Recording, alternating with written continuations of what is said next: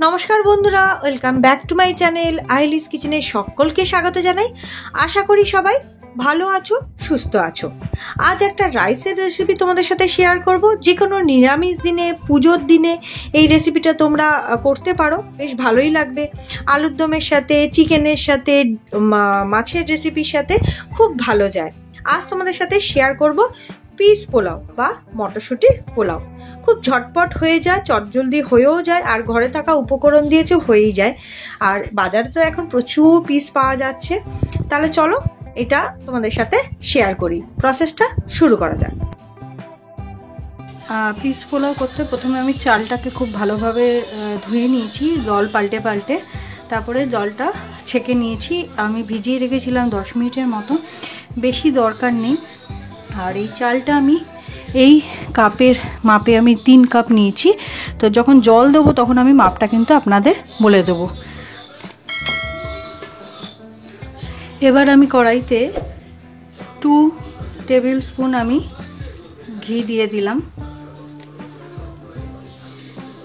এবার ঘিটা মেল্ট হয়ে গেলে এর মধ্যে 2টো তেজপাতা, একটা স্টার এনিস আর একটা ছোট সাইজের দারচিনি, 2টো এলাচ, 2টো লবঙ্গ দিয়ে দিলাম। ফোড়নটা আমার ভাজা হয়ে গেছে। এবার আমি কাজু কিশমিশটা এর মধ্যে দিয়ে দিলাম, একটুখানি ভেজে নেব।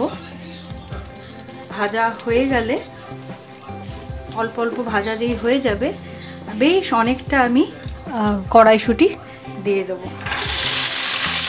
এই পুরো জিনিসটা কিন্তু ভালো করে ভাজতে হবে। এটা আমার ভাজা হয়ে গেছে। এবার যে চালটা ধুয়ে রেখেছিলাম সেই চালটা এর মধ্যে দিয়ে দেবো। চালটাও খুব ভালো মতন করে কিন্তু আমি ভেজে নেবো। যত ভালো ভাজা হবে পোলাওটা কিন্তু তত ঝরঝরে হবে।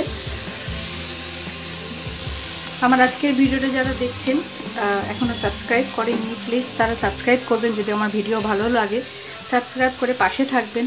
সাবস্ক্রাইব করার পর পাশের যে বেল আইকনটা আছে সেটা কিন্তু ক্লিক করতে ভুলবেন না, তাহলে যখন যা ভিডিও দেবো সেই মুহূর্তে আপনাদের কাছে পৌঁছে যাবে।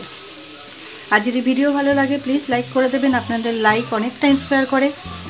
আর যদি বেশি ভালো লেগে থাকে বন্ধুবান্ধব ফ্যামিলির সাথে অনেক অনেক করে শেয়ার করে দেবেন। আমি চালটাকে খুব ভালোভাবে ঘিয়ের সাথে ভেজে নিচ্ছি।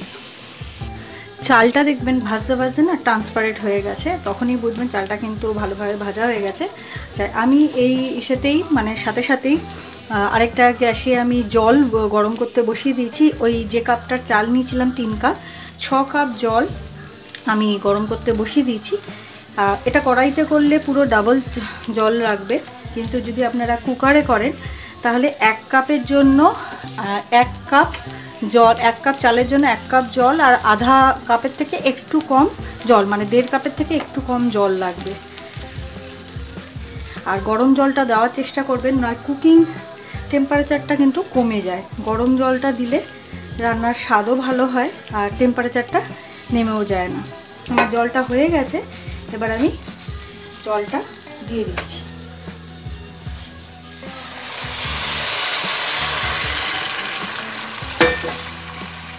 এবার স্বাদ মতন নুন দিয়ে দেবো, 1 চামচের মতন নুন দিয়ে দিলাম। এবার দেখুন ফুট ধরে গেছে। এবার আমি হাই ফ্লেমে আর রাখবো না, মিডিয়াম ফ্লেমে দিয়ে দেবো, দিয়ে ঢেকে দেবো 10 মিনিটের জন্য। 10 মিনিট পর ব্যাক করছি। আমার অনেকটাই সেদ্ধ হয়ে এসছে। এবার আমি এর মধ্যে জাস্ট একটু টেস্ট অনুযায়ী, খুব মিষ্টি মিষ্টি কিন্তু হবে না, একটু টেস্ট অনুযায়ী চিনি দিয়ে দিলাম। দেখুন এখনও কিন্তু জল আছে, এই জলটা টানবে। আমি আরও 2-3 মিনিটের জন্য এটাকে ঢাকা দিয়ে দেবো। আমার পিস পোলাও একদম রেডি। একটু দেখবেন ময়েশ্চার দেখতে লাগছে, একটু খোলা রাখলেই এই ময়েশ্চারটা পুরো টেনে নেবে। আর দেখুন কীরকম ঝরঝরে হয়েছে। আমার কিন্তু পিস পোলাও একদম রেডি টু সার্ভ। তো আজকে ভিডিওটা এখানেই শেষ করছি। দেখা হচ্ছে নেক্সট ভিডিওতে। ততক্ষণ আপনারা ভালো থাকবেন, সুস্থ থাকবেন, সাবধানে থাকবেন। ধন্যবাদ।